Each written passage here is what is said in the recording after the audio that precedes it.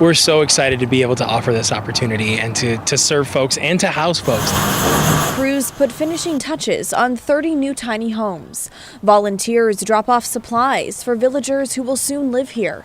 It's the city's first of 6 Safe Rest villages. Organized camps meant to help houseless people transition into permanent homes.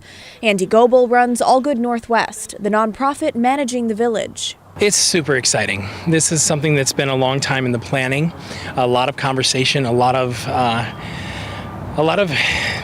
mental, physical, emotional energy has gone into creating this amazing resource and opportunity for folks who are experiencing houselessness. It's a low barrier shelter, meaning adults can move in with their family and pets, and they don't have to pass a background check or be sober. Low barrier doesn't mean no rules, right? So it's a low barrier to entry, but everyone who comes to a village is agreeing to be a participant in the shelter. There's a code of conduct, weapons and drugs are not allowed. People who live nearby are concerned the village will attract crime, drug use, and homeless camps. With so many children in the neighborhood and the elementary school, we're worried about things like needles being improperly disposed of. We're worried about an influx of crime, specifically violent crime. I'm a little nervous. There's only 2 fences between me and it. And I'm directly behind there.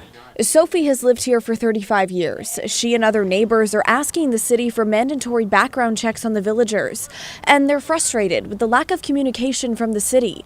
KGW reached out to Commissioner Dan Ryan's office for comment, but didn't hear back. Well, it's exasperating. I'd like to have conversation, and the conversations have just not happened. They don't come and talk to us. They don't want to hear from us. From the beginning, Dan Ryan's office has made this a very adversarial and very one-sided relationship. We haven't had a lot of opportunities to give input, and we don't feel like our voices are being heard.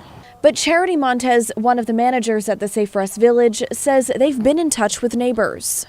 We've done extensive community engagement. We have connected via neighborhood association meetings. If we were building a permanent shelter in the community engagement would look different. And I think that folks have hoped that we'd have a very long community engagement process.